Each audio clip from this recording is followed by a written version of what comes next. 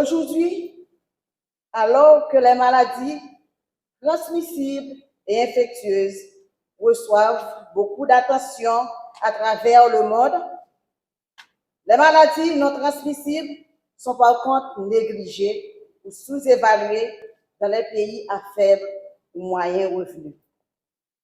Ce fait n'est pas surprenant car au niveau international, la lutte contre les maladies non transmissibles ne date pas de longtemps au regard des politiques de santé. C'est en l'an 2000 que l'OMS a adopté sa première résolution de prévention et de lutte contre les maladies non transmissibles. Un rapport publié par l'Organisation panaméricaine de la santé, OPS, le 28 juin 2024 à Washington, révèle que si l'espérance de vie globale a augmenté dans les Amériques, il en va de même pour le nombre de personnes vivant avec les maladies non transmissibles. Le vieillissement rapide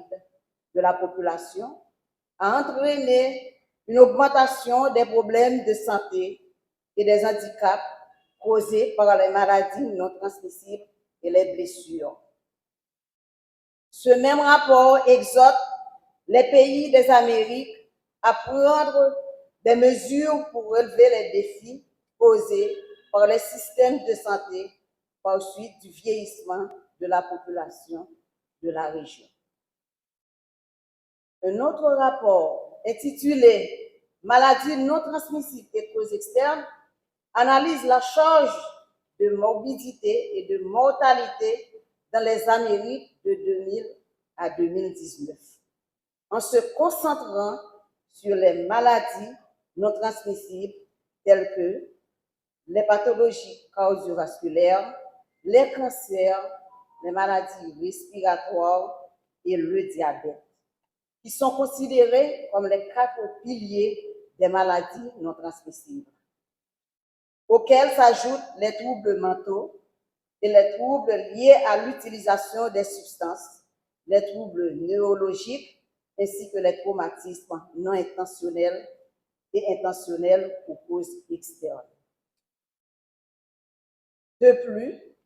le nombre total de décès a augmenté de 31% entre 2000 et 2019 dans les Amériques. Alors, ces chiffres donnent froid au dos. Et cela se traduit par une augmentation plus importante que dans toute autre région de l'Organisation mondiale de la santé. Dans l'ensemble, les maladies non transmissibles dominent en tant que cause principale de décès dans la région, avec un taux de mortalité de 412 pour 100 000 habitants en 2019 pour les femmes et les hommes combinés.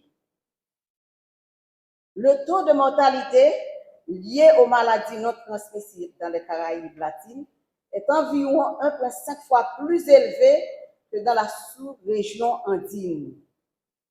Il y a donc beaucoup d'étapes à franchir pour donner une réponse adéquate à ce fléau. En Haïti,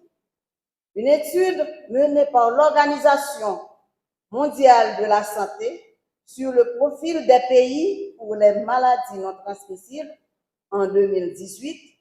révèle qu'en 2016, où la population haïtienne était de 10 847 000 habitants, il y avait un nombre total de 92 000 décès, dont 57% sont des décès prématurés dus aux maladies non transmissibles. Ces 57% de décès prématurés causés par les maladies non transmissibles sont décomposés en 29% de maladies cardiovasculaires, 7% de cancer, 4% de diabète, 3% d'affections respiratoires chroniques et 14% des autres maladies non transmissibles, comme les maladies liées à l'alimentation, à l'obésité, les affections hépatiques chroniques, l'insuffisance rénale chronique, les affections neurologiques, les problèmes de santé mentale, pour ne citer que celle-là. L'augmentation de ces maladies est attribuable à de nombreux facteurs de risque, dont les plus communs sont l'alcool, le tabagisme, la sédentarité, une mauvaise alimentation, une activité physique, sans oublier le nombre d'accès à des services de prévention, de dépistage, de soins et des services de santé de qualité, et le manque de sommeil également, surtout pendant ces derniers temps où le logement reste un luxe pour les multiples déplacés à travers le pays et dans la zone métropolitaine en particulier. Chez nous, la situation est très problématique. La population est confrontée à une charge croissante de maladies non transmissibles qui constituent une cause majeure de morbidité et de mortalité. Force est de constater que la population devient de plus en plus vulnérable, non seulement à cause de ses revenus faibles, car le coût de la prise en charge de ces maladies est extrêmement élevé, mais aussi à cause des troubles sociopolitiques qui fragilisent le pays et le système de santé depuis environ 4 décennies. Face aux défis que posent les maladies non transmissibles, exacerbées par les facteurs de risque biomédicaux, comportementaux, environnementaux, socio-économiques et politiques, le ministère de la Santé publique s'est engagé depuis quelques années à chercher des pistes de solutions. Ainsi, l'urgence de l'heure a conduit à la création de la Commission haïtienne sur les maladies non transmissibles, composée de Zami la Santé, Fadimak, au PSOMS, sous l'ombrelle du ministère de la Santé publique en 2016,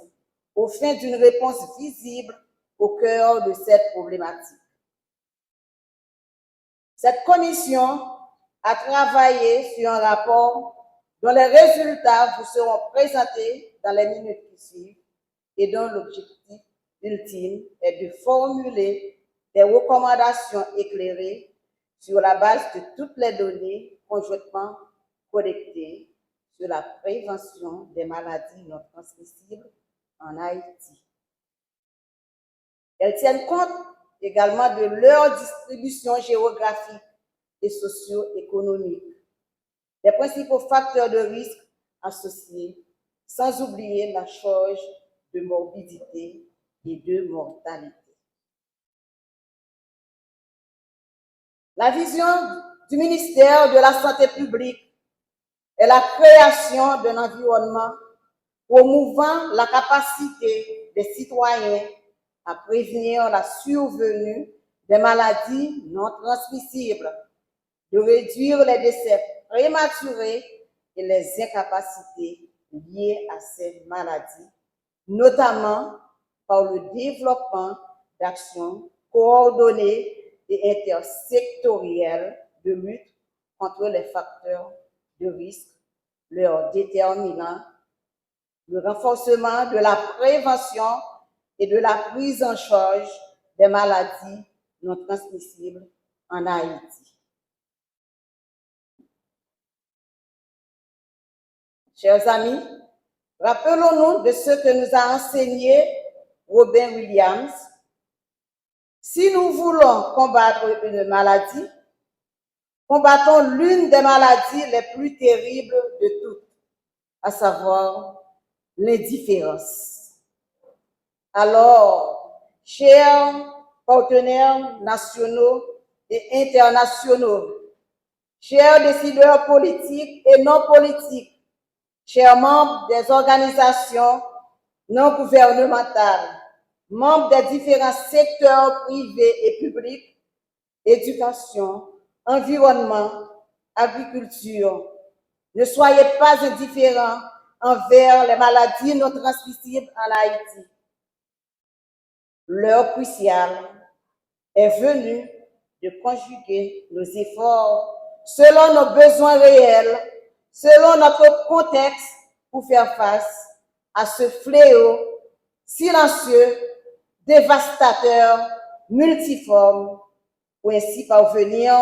à réduire la mortalité et la morbidité liées aux maladies non transmissibles en Haïti. Je vous remercie.